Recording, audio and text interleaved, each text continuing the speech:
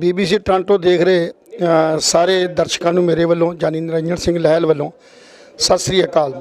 ਅੱਜ ਅਸੀਂ 7 ਫੇਸ ਬ੍ਰਹਮ ਕੁਮਾਰੀਆਂ ਦੇ ਜਿਹੜੇ ਕੇਂਦਰ ਹੈ ਉੱਥੇ ਖੜੇ ਹਾਂ ਤੇ ਇਹ ਕੈਂਪ ਮੈਡੀਕਲ ਕੈਂਪ ਜਿਹੜਾ ਹੈ ਬ੍ਰਹਮ ਕੁਮਾਰੀਆਂ ਵੱਲੋਂ ਜਿਹੜਾ ਉਹ ਲਾਇਆ ਗਿਆ ਔਰ ਇਸ ਕੈਂਪ ਦੇ ਵਿੱਚ IVY ਹਸਪਤਾਲ ਦਾ ਬਹੁਤ ਵੱਡਾ ਯੋਗਦਾਨ ਹੈ ਔਰ ਜਿੰਨੀ ਵੀ ਡਾਕਟਰਾਂ ਦੀ ਟੀਮ ਹੈ ਉਹ ਟੀਮ ਸਾਰੀ ਦੀ ਸਾਰੀ ਜਿਹੜੀ ਹੈ ਇੱਥੇ ਮੈਡੀਕਲ ਕੈਂਪ 'ਚ ਆਈ ਹੋਈ ਹੈ ਔਰ ਸਾਰੇ ਹੀ ਜਿੰਨੇ ਵੀ ਸਾਡੇ ਇਸ ਇਲਾਕੇ ਦੇ ਜਿਨ੍ਹਾਂ ਨੂੰ ਵੀ ਕੋਈ ਜ਼ਰੂਰਤ ਹੈ ਜਿਵੇਂ ਕਿ ਹਾਰਟ ਹੈ ਜਾਂ ਨਿਊਰੋ ਦੀ ਹੈ ਪ੍ਰੋਬਲਮ ਹੈ ਜਾਂ ਜਿਹੜੀ ਆਰਥੋ ਦਾ ਹੈ ਜਾਂ ਹੋਰ ਚੈੱਕਅਪ ਨੇ ਜਿਵੇਂ ਸ਼ੂਗਰ ਦੇ ਟੈਸਟ ਹੈ ਫ੍ਰੀ ਹੈ ਜਿਵੇਂ ਹੋਰ ਕੁਝ ਟੈਸਟ ਨੇ ਜਿਹੜੇ ਟੈਸਟ ਇਸ ਕੈਂਪ 'ਚ ਕੀਤੇ ਜਾ ਰਹੇ ਨੇ ਤੇ ਮੇਰੇ ਨਾਲ ਨਿਊਰੋ ਦੀ ਸਪੈਸ਼ਲਿਸਟ ਔਰ ਡਾਕਟਰ ਜਿਹੜੇ ਨੇ IVY ਤੋਂ ਖੜੇ ਨੇ।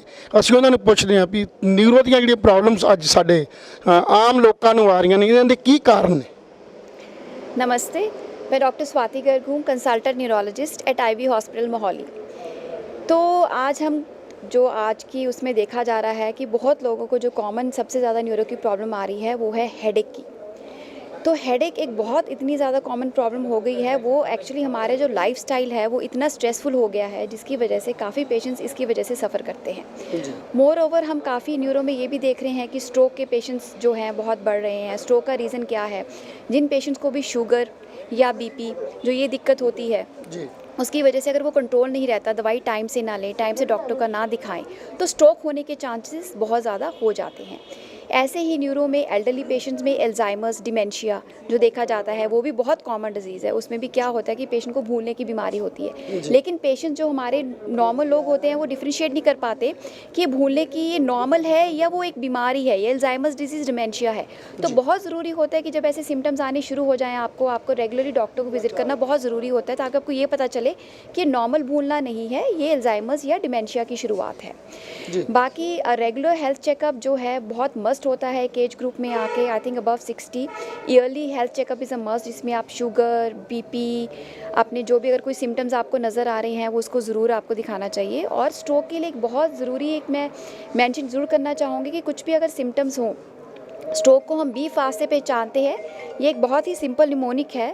अगर आपको कभी भी लगता है कि आपका बैलेंस चलने में दिक्कत आ जाए, किसी भी एक हाथ की कमज़ोरी आ जाए, किसी भी एक हिस्से की कमज़ोरी आ जाए, चेहरे में एक साइड की कमज़ोरी आ जाए या तिरछापन आ जाए, जो खाना निगलने में दिक्कत हो जाए या कुछ भी समझने में दिक्कत हो जाए, या अगर आप कुछ बोलना चाहते हो उस बोलने में आपको दिक्कत आ जाए, तो इसका मतलब वो स्ट्रोक के लक्षण है जिसको इमीडिएटली आपको अस्पताल में आके दिखाना है, जहाँ पे भी MRI की फैसिलिटी हो, जहाँ पे भी न्यूरोलॉजिस्ट अवेलेबल हो, ताकि उसका इलाज 4.5 घंटों के अंदर अंदर संभव है, जिसमें हमें खून पतला करने का इंजेक्शन लगा के उसको थ्रोम्बोलाइज कर लेते हैं और पेशेंट के सिम्टम्स रिवर्ट हो सकते हैं। नहीं जिवें तुसीं कहा भी ये शुगर दा के पेशेंट है जां और ਜਿਵੇਂ ਮਤਲਬ ਹਾਈ BP ਦਾ ਪੇਸ਼ੈਂਟ ਇਹ ਜਿਹੜਾ ਨਿਊਰੋ ਦਾ ਰੋਗ ਹੈ ਇਹ ਉਹਨਾਂ ਨੂੰ ਹੀ ਸਿਰਫ ਜਿਹੜਾ ਇਹਦੇ ਵਿੱਚ ਪਾਇਆ ਜਾਂਦਾ ਜਾਂ ਬਾਕੀ ਹੋਰ ਵੀ ਆਮ ਜਰਨਲ ਵੀ ਜਿਹੜੇ पेशेंट ने ਉਹਨਾਂ 'ਚ ਵੀ ਇਦਾਂ ਦੀ ਕੋਈ सिम्टम आ जाते हैं? सर जो देखो शुगर का कोई मरीज़ हो या BP का मरीज़ हो, अगर वो रेगुलरली दवाई नहीं खा रहा, अगर वो रेगुलर चेकअप नहीं करा रहा, जिसके कारण शुगर बढ़ जाए और BP बढ़ जाए, वो रिस्क फैक्टर बन जाते हैं न्यूरोलॉजिकल डिजीज़ के लिए। तो न्यूरोलॉजिकल डिजीज़ क्या होती है? स्ट्रोक सबसे बड़ा डिजीज़ होता है। स्ट्रोक का मतलब पैरालिसिस अटैक, लकवा पै जाना।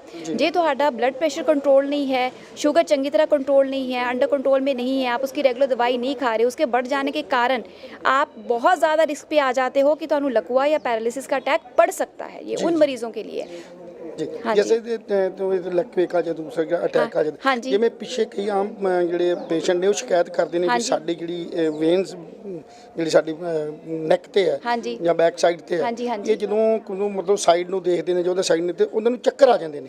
ਕੀ ਚੱਕਰਾਂ ਨਾਲ ਵੀ ਇਹਨਾਂ ਦਾ ਕੋਈ ਲੈਣ देन है? सो बहुत इंपॉर्टेंट आपने क्वेश्चन बहुत अच्छा किया है। जो चक्करों की दिक्कत होती है, जो पेशेंट कहते हैं हमें घुमेर आ गई, सारा हमारा वो घूम गया, वो 2 कारणों की हो सकता है। सबसे बड़ा कारण तो होता है ब्रेन की वजह से। अगर ब्रेन में स्ट्रोक आ जाए, पैरालिसिस का अटैक आ जाएगा या नस ब्लॉक हो जाए, उसकी वजह से भी आपको चक्कर आ सकते हैं।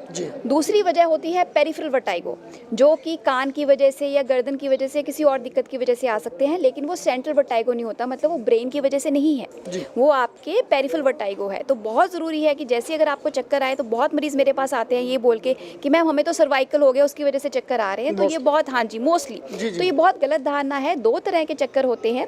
अगर वो ब्रेन की वजह से है तो उसका इलाज बिल्कुल ही विपरीत है, जो कि नॉर्मल अगर पेरिफेरल दूसरी वजह से हैं तो उस इलाज सही पे टाइम पे डॉक्टर को दिखाना, उसको डायग्नोज करना कि क्या बीमारी है, बहुत ज़रूरी है एक अच्छे इलाज के लिए। ਇਹ ਜਿਵੇਂ ਤੁਸੀਂ ਕਿਹਾ ਵੀ ਆਪਣੇ ਸਰਵਾਈਕਲ ਹੈ, ਹਾਂਜੀ ਆਮ ਸਰ। ਤੌਰ ਤੇ ਲੋਕਾਂ ਦੀ ਧਾਰਨਾ ਇਹੀ ਹੈ ਹਾਂਜੀ, ਕਿ ਹਾਂਜੀ। ਜਿਹੜੇ ਚੱਕਰ ਆਉਣੇ ਜਾਂ ਇਹ ਕੁਝ ਵਾਪਰਨਾ ਇਹ ਸਰਵਾਈਕਲ ਕਰਕੇ ਹੈ। ਹਾਂਜੀ, ਹਾਂਜੀ। ਸਰਵਾਈਕਲ ਲਈ ਲੋਕੀ ਫਿਜ਼ੀਓਥੈਰੇਪੀ ਕੁਝ ਹੋਰ ਹਾਂਜੀ, ਥੈਰੇਪੀਆਂ ਹਾਂਜੀ, ਜਾਂਦੀਆਂ। ਹਾਂਜੀ, ਹਾਂਜੀ। ਕੀ ਇਹ ਜਿਹੜਾ ਸਰਵਾਈਕਲ ਹੈ ਇਹਦੇ ਨਾਲ ਵੀ ਇਹਦਾ ਕੋਈ ਮਤਲਬ ਜਿਹੜਾ ਹੈ ਨਿਊਰੋ ਦਾ ਕੋਈ ਇਹਦਾ ਤਾਂ ਸੰਬੰਧ ਹੈ ਤਾਂ ਇਹਦੇ 'ਚ ਵੀ ਉਹਦੀ ਕੋਈ ਡਿਜ਼ੀਜ਼ ਜਿਹੜੀ हाँ जी सर, मैंने हाँ जी जैसे मैंने अभी आपको बताया कि 2 तरह के चक्कर होते हैं, एक तो ब्रेन की वजह से होते हैं, एक पेरिफेरल होते हैं। जो ब्रेन की वजह से होता है वो तो स्ट्रोक, अगर पैरालिसिस अटैक आ गया, क्लॉट आ गया, उसकी वजह से चक्कर आ जाएंगे।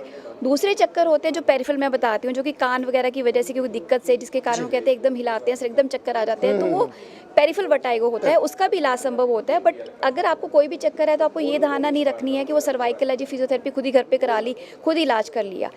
You should must visit your doctor proper इलाज के लिए, ताकि उसका हम पता कर सकें कि जो चक्कर आ रहे हैं ये ब्रेन की वजह से हैं या ब्रेन के बाहर की कारणों की वजह से हैं, जो कि बहुत ज़रूरी है। ਤੁਸੀਂ ਇੱਥੇ ਜਦੋਂ ਮੈਡੀਕਲ ਕੈਂਪ 'ਚ ਆਏ ਹੋ हाँ ਕੋਈ जी ਇਹੋ ਜਿਹਾ ਪੇਸ਼ੈਂਟ ਆਇਆ ਜਿਹੜਾ ਨਿਊਰੋ ਨਾਲ ਸੰਬੰਧਿਤ ਹੋਇਆ हाँ जी ਤੁਸੀਂ सर, ਦੇਖਿਆ ਹੋਵੇ? बिल्कुल बिल्कुल। मेरे पास अभी तक 2 पेशेंट्स अभी जो आके दुखे, हेडेक के मैंने पेशेंट्स देखे हैं, एक मैंने एपिलेप्सी का भी पेशेंट देखा है। एपिलेप्सी का मतलब होता है मिर्गी के दौरे पैने, तो उसका भी पेशेंट अभी मैंने देखा है। तो न्यूरो के पेशेंट्स तो सर होते हैं। हाँ जी, ਬਹੁਤ ਬਹੁਤ ਧੰਨਵਾਦ ਡਾਕਟਰ ਸਾਹਿਬ, ਤੁਸੀਂ ਇਸ ਕੈਂਪ 'ਚ ਆਣ ਕੇ ਲੋਕਾਂ ਨੂੰ ਬਹੁਤ ਵਧੀਆ ਢੰਗ ਨਾਲ ਜਿਹੜਾ ਉਹ ਇਸ ਨਿਊਰੋ ਦੇ ਸੰਬੰਧਿਤ ਜਿਹੜੀਆਂ ਬਿਮਾਰੀਆਂ ਤੋਂ ਜਾਣੂ ਕਰਾਇਆ, ਔਰ ਉਹਦੇ ਇਲਾਜ ਲਈ ਵੀ ਤੁਸੀਂ ਜਿਹੜਾ ਬਹੁਤ ਵਧੀਆ ਜਿਹੜਾ ਉਹ ਇਲਾਜ ਦਾ ਜਿਹੜੇ ਹੈਗੇ ਨੇ ਨੁਕਤੇ ਦੱਸੇ ਨੇ। ਸੋ ਤੁਹਾਡਾ ਬਹੁਤ ਬਹੁਤ ਇਸ ਚੈਨਲ ਤੇ ਧੰਨਵਾਦ।